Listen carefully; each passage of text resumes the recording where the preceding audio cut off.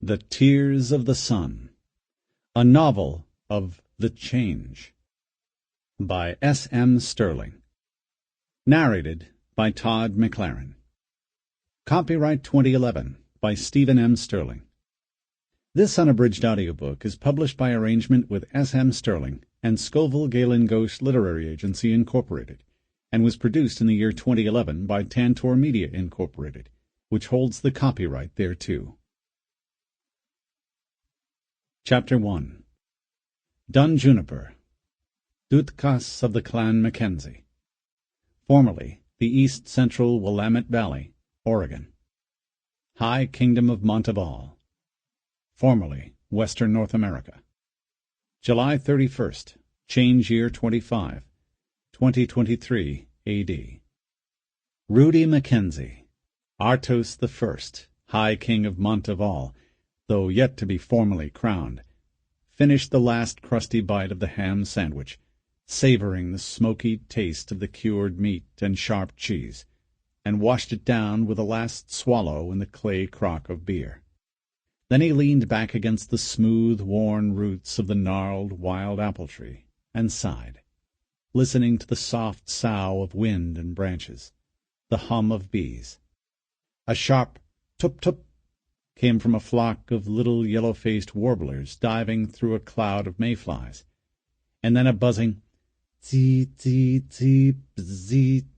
as they swarmed off like swooping dots of sunlight into the Douglas firs above.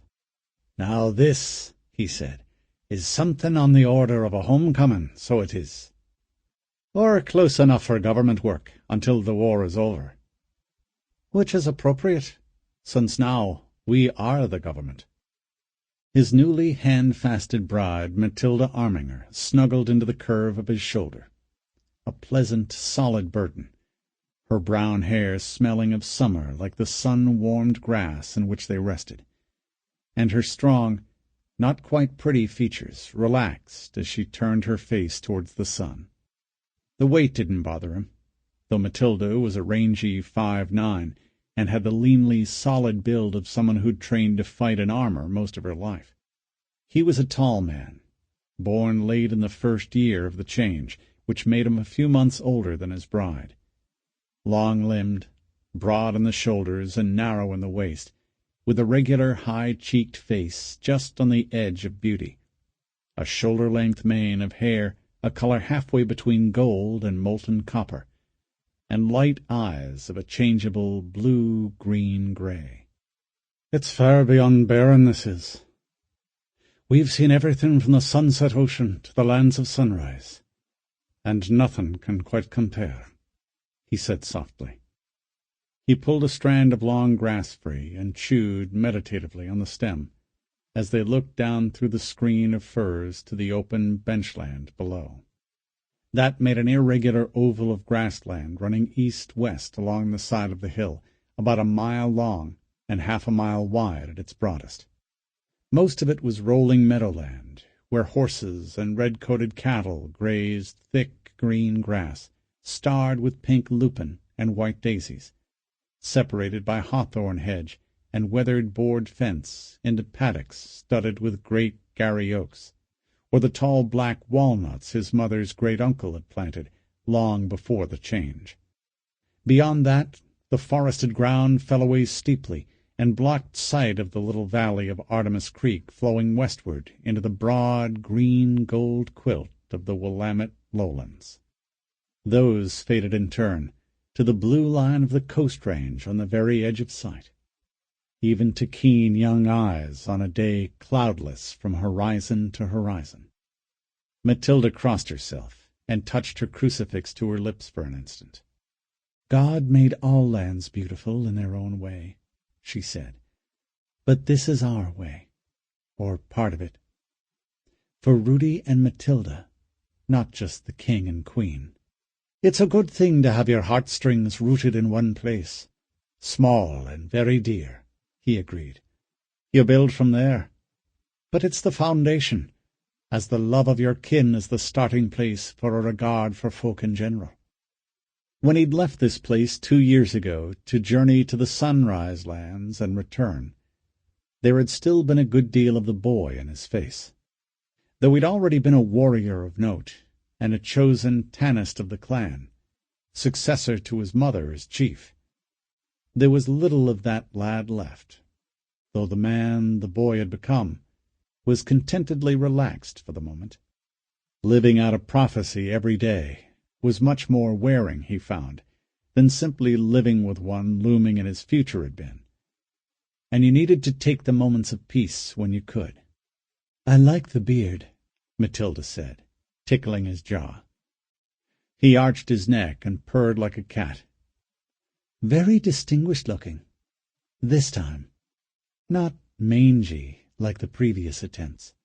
"Like a wheat-field struck by rust and weevils and blight, that was, the black sorrow and shame of it. But the third time's the charm."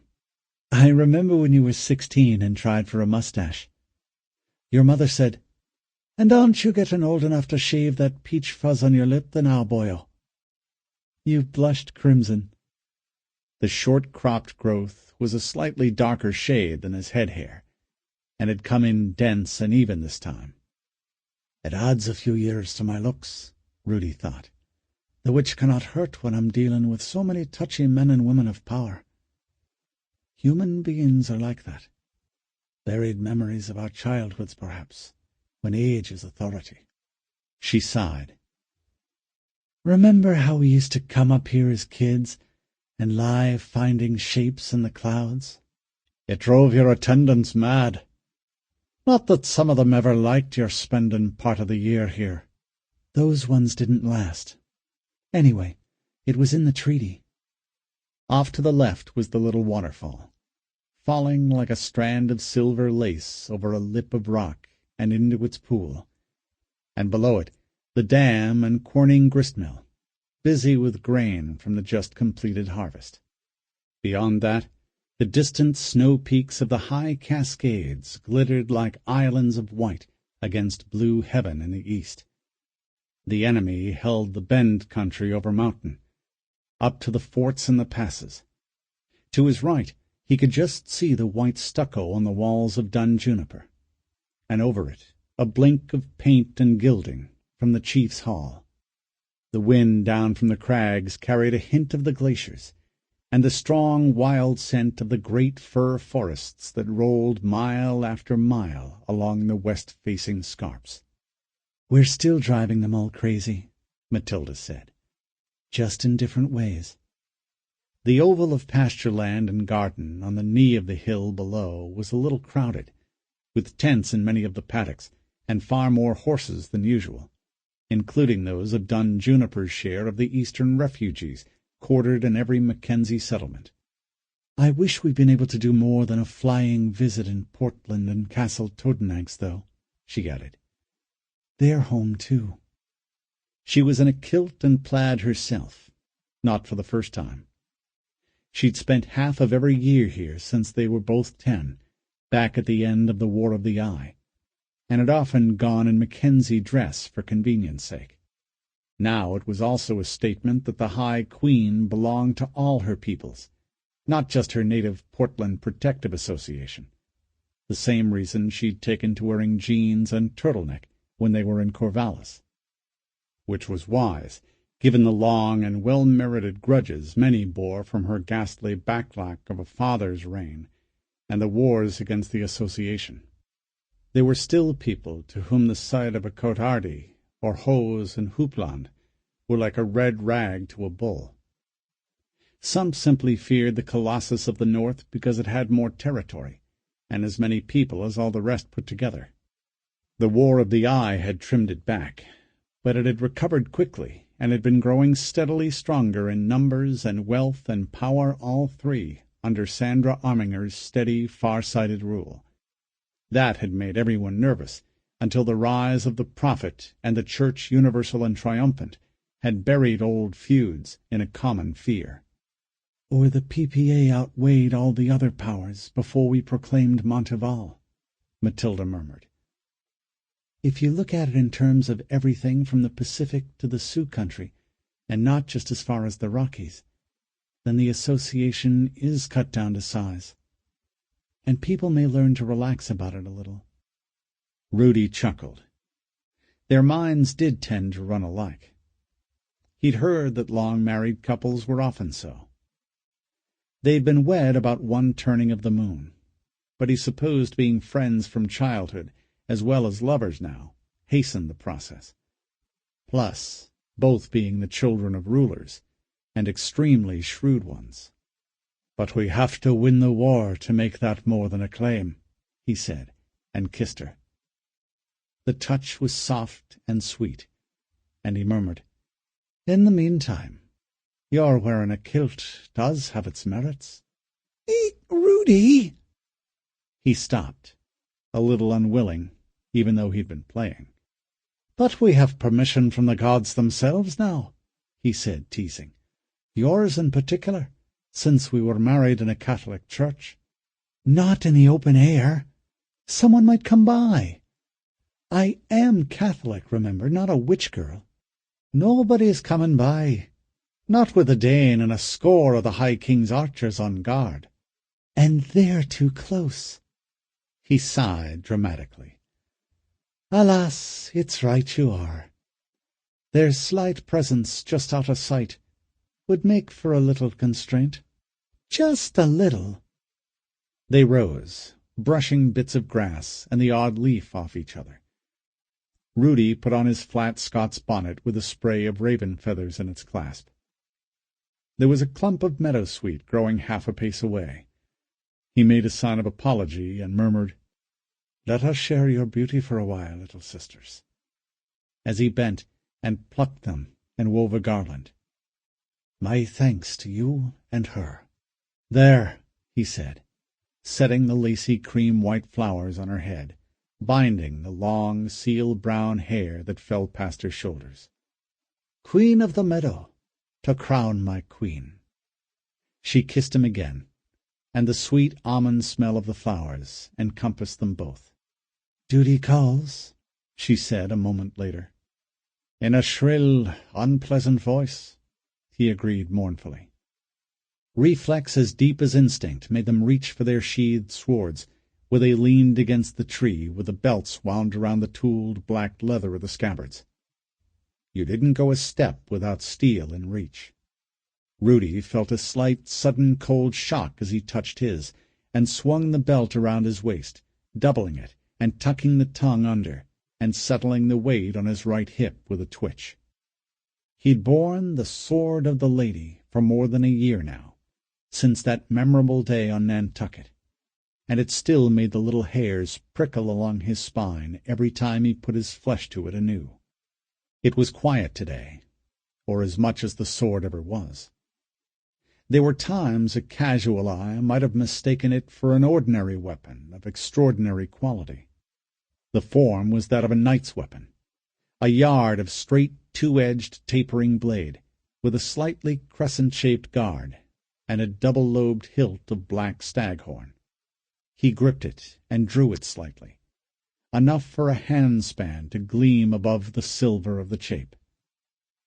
Steel, at first glance. Then you could see the rippling, curling marks on it weren't Damascene work. They drew the eye inward, every pattern repeating, down and down and down, as if it was a window through the world. And the pommel, a sphere of crystalline moon opal gripped in antlers. Light swirled in it. "Rudy!" Matilda's voice was sharp as she called him back to the world of common day. He snapped the weapon home with a click of guard against chape. "It's so creepy when you go away like that." He looked up at her and smiled. "Don't say it's always bad, Acushla," he said. "Here, put your hand on mine, and we'll see together what I glimpsed." She did, where his left, his sword hand, since the wound that nearly killed him, leached a hair-fine edge of the strength and speed from his right, rested on the hilt. Then she gasped. Rudy went on one knee in this very spot, sinewy, wedge-shaped torso brown and bare above his kilt, but older a little, with scars she didn't recognize, and his hair longer and worn Mackenzie style, tied back with a spare bowstring into a queue. He smiled as he extended his arms, and a 2-year-old toddled towards him. A girl in a yellow shift, chubby feet bare, white silk hair falling around her shoulders, huge turquoise eyes sparkling above a gap-toothed elfin grin. Rudy seized her beneath the arms and tossed her high, catching her and tossing her again. Matilda watched, laughing, an infant in her arms. They took their hands from the sword and looked at each other, wondering. "Is that what will be?" she asked. "No. It's what might very well be, though, which is close enough for government work this time as well, eh? Making it so is up to us." "2 children," she said wonderingly. He could hear happiness bubbling up beneath it. "In a few years from now, at least, and maybe more later. Oh, thank you, Holy Mary, Mother of God. My children, our children." "A daughter and a son," Rudy added, nodding. Then his mouth quirked. "Crown Princess Orlaith and little Prince John." Matilda looked at him sharply. The order of succession hadn't been settled yet, whether it should be the eldest or the eldest son. The conservative nobility of the association mostly wanted the latter, of course, and he knew she was ambivalent herself. Then her eyes went wider. "You know their names? The sword knows their names?" "Well, we could choose others now, just to spite it so. But they have a nice ring to them, don't they? So we might as well, though it's most surely a matter of the snake biting its own tail." "Orlaith," Matilda said. "That means golden princess, doesn't it?" "So it does in the ancient tongue. Her hair will be like white gold as a child, and palest yellow when she's grown, with eyes like the sunlit sea. She'll be tall and graceful as a willow wand, stronger than sword steel." He frowned seriously. "And she'll be mad for strawberries and cream in season, and love cats, and play the mandolin." Matilda mock-punched him in the chest. "Now you're making it up." "That I am. It's true about the hair and all that, though." She paused for a moment. "And John, that was Dad's middle name." "And so it was," Rudy said mildly, meeting her eyes. "I wouldn't have dared suggest naming him Norman. I know that's impossible. The politics." "Your father did great things, my heart, for good and ill.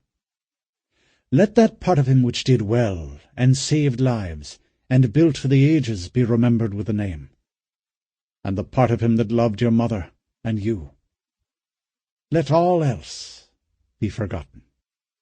Matilda looked away for a moment. "Thank you," she whispered.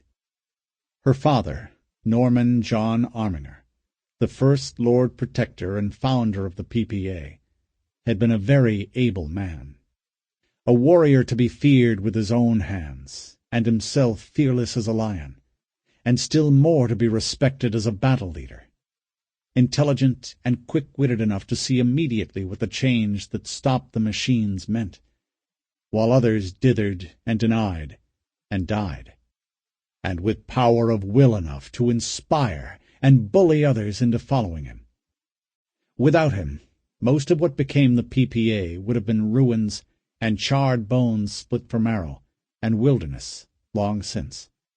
He truly loved Matilda also, and in his odd way, her mother Sandra. A strong man, Rudy thought, even a great one, but bad at the heart, though no man is all one thing. As a ruler, he'd also been a brutal terrorist, an outright tyrant, both from policy and by natural inclination, and from a half-mad determination to bring his obsessions to life and impose them as far as his sword's writ reached. One who killed with a relish and delight that would probably have appalled even his idols and models, William the Bastard, and Strongbow, and Bohemond, and Godfrey de Bouillon. Opportunities for that had been many in those early years of chaos and despair, when the most of humankind perished in a welter of famine and plague and desperate violence. And 10 years after the change, he'd have killed me, if Matty's mother hadn't hustled us out of his way after Tefane Dath rescued Matty from us Mackenzies, and captured me in turn. Killed me with embellishments, just to give mother anguish, I think. His mind worked that way, the creature.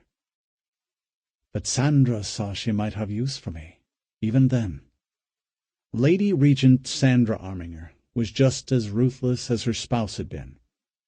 She was also even more intelligent, vastly more patient, and not hag-ridden by his inner demons. Since Norman's death at the end of the War of the Eye, she'd even been a good overlord to the Association from pure rational calculation. A hard ruler, very hard indeed, but not vicious. She had men killed without passion when she thought it necessary, like a croft wife picking a chicken for the pot, and with as little regret, in just the same spirit as she calculated taxes, or which bridges needed repair, or how to balance factions in the dance of intrigue.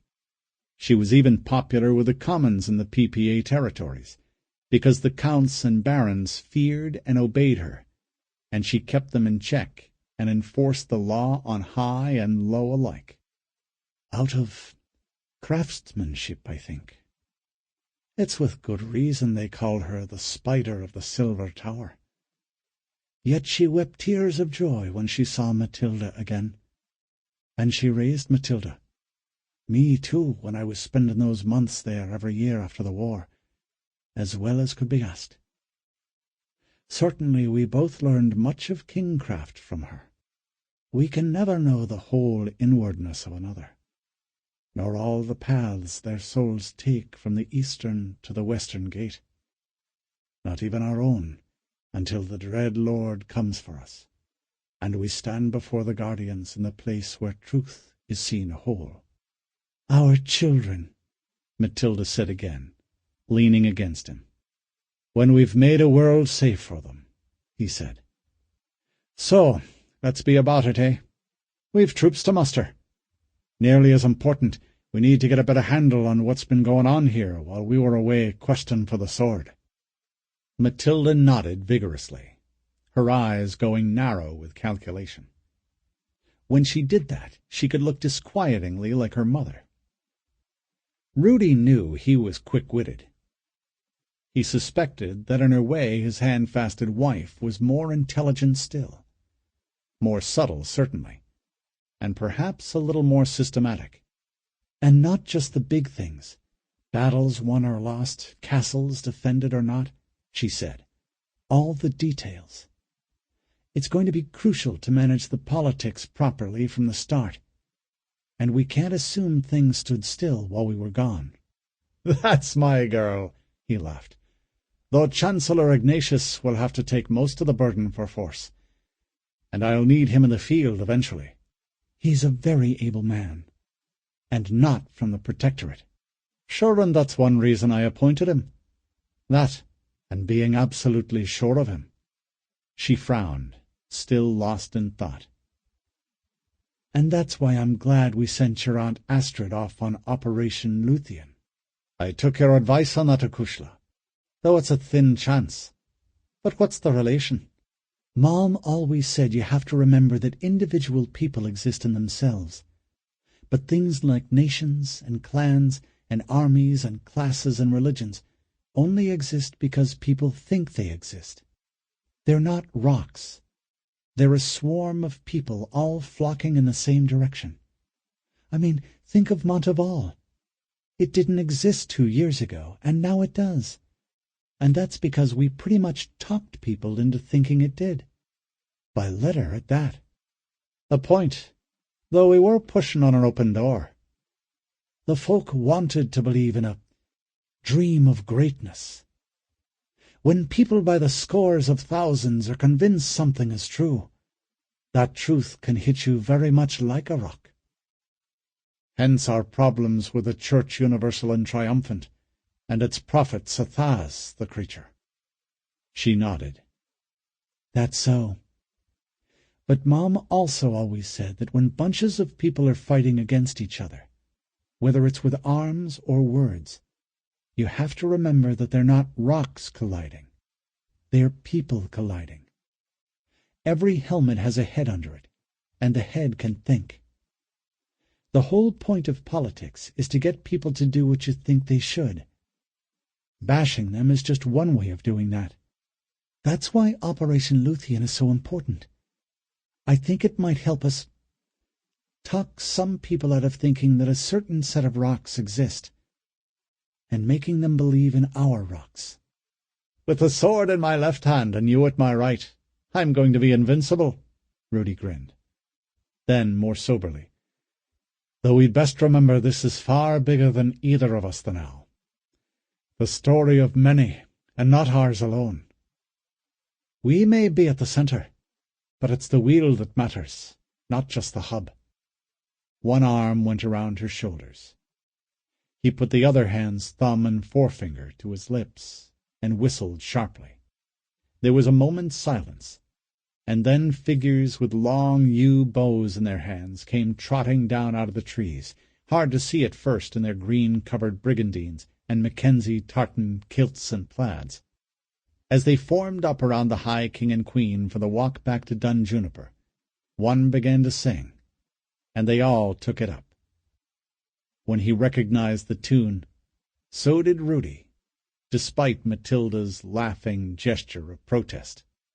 Near Sutterdown, in the country round, one morning last Beltane, down a boreen green came a sweet colleen, and she was whistling Rudy's tane. She looked so sweet from her sandalled feet to the sheen of her nut-brown hair. She's a coaxing elf, sure I shook myself, to see if I was really there. That song's a mutilation, Matilda said. I've heard the original. I call it an improvement, Rudy said. This isn't Erin after all. And he continued in a strong tenor. From Ashland's plays up to Portland's quays, from Ben down to Coos Bay town. No maid I've seen like the fair Colleen that I met near Sutterdown. As she onward sped, I shook my head, and I gazed with a feeling rare. And I said, says I, to a passer-by, "Who's the maid with the nut-brown hair?" He smiled at me, and with pride says he, "That's the gem of our own clan's crown." Chapter 2. Shattuck Hall, Temporary Chancellery. Crown City of Portland. Formerly Portland, Oregon. Portland Protective Association, High Kingdom of Monteval. Formerly Western North America. July 31st, change year 25, 2023 A.D. My Lord Chancellor, his executive assistant said. Abbot Bishop Dimvoski to see you. Thank you, Ms. Wong, Ignatius said, with a polite nod. Many hats to keep straight, he thought. The title still felt a little unnatural. Though at present, with the hood of his scapular thrown back, there was nothing between his tonsured head with its rim of raven hair and the ceiling. He was a slim, broad-shouldered man of medium height, with a pale, weathered, regular face and slightly tilted black eyes, the legacy of a Vietnamese grandmother brought back here after some half-forgotten war of the ancient world. Knight Brother of the Order of the Shield of St. Benedict, priest, Lord Chancellor of Monteval. Remember that names do not make the man. You are a human soul like uncounted millions more. The smallholder's boy baptized Karl Bergfried, as precious to God as they, and no more so. Please send him through immediately, he went on. Then the mustering reports from the Ashland. No, It's the Lou matter, isn't it? He concealed a... Sample complete. Ready to continue?